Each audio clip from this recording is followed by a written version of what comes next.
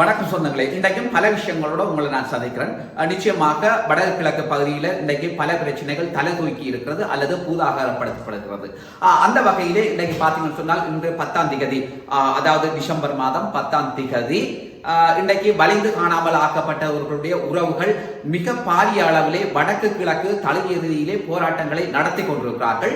குறிப்பாக இந்த யுத்தத்தின் மூலம் காணாமல் ஆக்கப்பட்ட அல்லது இராணுவத்தினிடம் ஒப்படைக்கப்பட்டு அவர்களுக்குரிய நீதி வழங்கப்படாமல் அவர்களுக்கு என்ன நடந்தது என்று தெரியாம இன்றைக்கு அவர்களுடைய உறவுகள் இன்றைக்கு தத்தளிச்சு கொண்டிருக்கிறார்கள். அதற்கு எதிராக அல்லது அதற்கு நீதி வேண்டி தங்களுடைய உரிமை குரலை எழுப்பியவனம் இருக்கிறார். இன்றையே யுத்தம் முடிந்த காலப்பகுதியில் தொடக்கம் இற்ற வரைக்கும் தங்களுடைய உறவுகளுக்கு அல்லது இந்த உறவுகளை மீட்டு தருமாறு கோரி சர்வதேச சமூகத்திடம் வலிந்து காணாமல் ஆக்கப்பட்டவர்களின் உறவுகள் தொடர்ச்சியான போராட்டங்களை நடத்தி வருகிறார்கள். இதுல இன்னொரு விஷயம் என்ன சொல்லிட்டோம்னா, இலங்கை அரசாங்கத்தின் மீது எங்களுக்கு நம்பிக்கை இல்லை, ஆனால் சர்வதேச சமூகம் தான் எங்களுக்கு சரியான முறையில நீதியை தர வேண்டும் என்ற ரீதியில தான் இந்த போராட்டம் அமைஞ்சிருக்கிறது. அந்த வகையில இன்றைக்கு மட்டக்களப்பு, திருகோணமலை, அம்பாறை, முல்லைத்தீவு, வவுனியா, யாழ்ப்பாணம் என்று கிளிநொச்சி என்று பல இடங்களில், அதாவது வடக்கு கிழக்கு பகுதியில் சகல இடங்களில் இந்த போராட்டம் நடந்திருக்கிறது.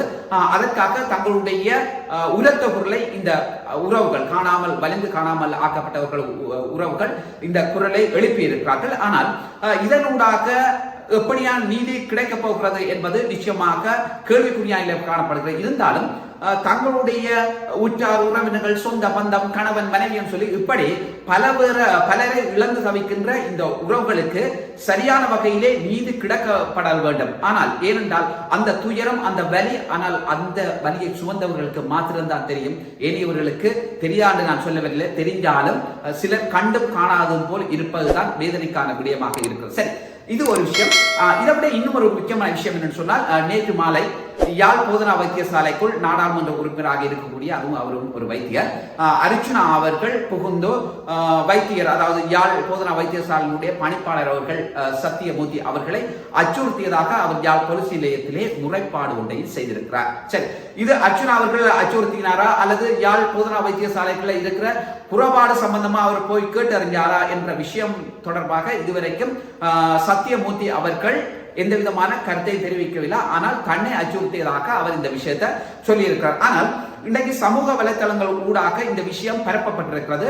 இந்த விஷயத்தை நாடாளுமன்ற உறுப்பினர் அர்ச்சுனா அவர்களும் சொல்லியிருக்கிறார். நான் திடீரென்று ஹாஸ்பிட்டலுக்குள்ள பூந்தன், அதே இடத்துல அச்சுறுத்தல்களை ஏற்படுத்த என்றெல்லாம் பூதாகரப்படுத்தி அந்த செய்திகள் வெளிவந்திருக்குமே என்ற விஷயம் தொடர்பாக எல்லாம் அவர் நாடாளுமன்ற உறுப்பினர் அர்ச்சுனா அவர்கள் சொல்லியிருக்கிறார். சரி, எது எப்படி இருந்தாலும் ஒரு அநீதி இழக்கப்படுகின்ற அந்த இடத்துக்கு போய் சரியான தீர்வை பெற்றுக் கொடுக்க வேண்டியது அல்ல, அந்த விஷயத்தை தெளிவுபடுத்த வேண்டியது உண்மையில சமூகம் நலன் சார்ந்த ஒவ்வொருவருடைய கடமையும் பொறுப்பாக இருக்கிறது. எது எப்படி இருந்தாலும் அது அந்த சட்ட வரையறைக்குள் இருக்க வேண்டும் என்பதுதான் நியதியும் கூட. அதுதான் ஒரு ஜனநாயக சட்டமாகவும் இருக்கிறது. இருந்த போதிலும் இந்த இடத்திலே நாடாளுமன்ற உறுப்பினர் எந்த வகையிலான சட்டத்தை மீறி செயற்பட்டாரா அல்லது சட்டத்தின் மூலம் செயற்பட்டாரா அல்லது துறை சார்ந்த அதிகாரிகளுக்கு தெரியப்படுத்த தான் வந்தாரா அல்லது அரசியல் மேல்மட்டத்திற்கு தெரியப்படுத்திய பிறகுதான் வந்தாரா என்கின்ற இப்படி பலவிதமான சந்தேகங்கள் எழுந்திருக்கின்ற சூழல்ல நேற்று மாலை அர்ச்சுனா அவர்கள், நாடாளுமன்ற உறுப்பினர் அர்ச்சுனா அவர்கள் வைத்தியசாலைக்குள், யாழ் போதனா வைத்தியசாலைக்குள் போய் இந்த பிரச்சனை தொடர்பாக, அதாவது பிரச்சனையை ஏற்படுத்துகின்றார் என்ற விஷயம் தான் வந்திருந்தது. ஆனால் அர்ச்சுனா அவர்கள் சொன்ன விஷயம் என்ன சொன்னால், அங்கே இருக்கிற சுகாதார தொண்டர் அனல்வாக 150 தொடக்கம் 170 வரையான சுகாதார தொண்டர்கள் பிரச்சனை தொடர்பாகத்தான் நான் ஆராய போனேன். ஆனால் அந்த தொண்டர்களுக்கு நிறைய பிரச்சனை இருக்கு. அவர்கள் இன்னும் வலி சுமந்த வாழ்க்கையை தான் வாழ்ந்து வருகிறோம். ஆனால் அவர்களுக்கான சரியான ஒரு நீதி கிடைக்கும் என்றதுக்காகத்தான் நான் போயிருந்தேனே தவிர நான் எந்த வகையிலும் அச்சுறுத்தலை ஏற்படுத்தவோ அல்லது பூதாகரமான பிரச்சனையை ஏற்படுத்தவோ அங்கு நான் போகையில் என்ற விஷயத்தை சொல்லியிருந்தார். நிச்சயமாக இப்படித்தான் இது ஒரு விஷயம். இன்னொரு விஷயத்தை இலங்கையினுடைய ஜனாதிபதி அவர்கள் சொல்லி இருக்கிறார். அதாவது இலங்கை தேசத்தில் அதாவது இருக்கிறவர்கள், அதாவது தலைமை பொறுப்பை வகித்திருக்கிறவர்கள் சரியான முறையில் செயற்பட்டாதான் இந்த நாட்டில் சட்டத்தை சரியான முறையில நடைமுறைப்படுத்தணும். இல்லைன்னு சொன்னால் சட்டம் இருந்து பிரயோசனம் இல்லை. ஏன்னா அதுக்கு உதாரணமாக இன்றைக்கு சட்டங்கள் இருக்கு, அது தொடர்பான நிறுவனங்கள் இருக்குது. இப்படியெல்லாம் இருந்து இந்த நாட்டில என்னத்தை சாதிக்க முடிந்தது என்ற கேள்வியை இலங்கையுடைய ஜனாதிபதி அனுரகுமார் திசாநாயக்க அவர்கள் எழுப்பியிருந்தார். சரி, இந்த விஷயத்துல நியாயம் இருக்கத்தான் செய்கிறது. இருந்தாலும் இந்த ஊழல் ஒழிப்பு மட்டும்தான் இலங்கை தேசத்துல இருக்கே இல்லை, ஆனால் இன்னும் பல விஷயங்கள் இருக்கிறது. இருந்தாலும் காலகாலமாக இந்த நாட்டிலே அடிமை இனமாக அல்லது தங்களுடைய உரிமை மறுக்கப்பட்ட இனமாக இந்த ஈழத் தமிழினம் அன்று தொடக்கம் இன்று வரைக்கும் ஏங்கிக் கொண்டிருக்கிறது அல்லது அவர்களுக்கான உரிமை மறுதளிக்கப்பட்டு வருகிறது. ஆகவே இந்த இனம் சார்ந்த எந்த விஷயமான கருத்துக்களையும் இதுவரைக்கும் இலங்கையினுடைய ஜனாதிபதி அவர்கள் முன்வைக்கவில்லை. அந்த இனத்திற்கான சரியான ஒரு தீர்வை கொடுப்போம் அல்லது அவர்களுக்கான அரசியல் அபிலாசைகளை நிறைவேற்றுவதற்கான ஏற்பாடுகள் நடைபெறும் என்கின்ற வகையிலோ ஜனாதிபதி அவர்கள் எந்த விதமான கருத்தை தெரிவிக்காது தமிழ் அரசியல்வாதிகள் மத்தியிலும் தமிழ் மக்கள் மத்தியிலும் மிக பெரும் கவலையை ஏற்படுத்தி இருக்கிறது.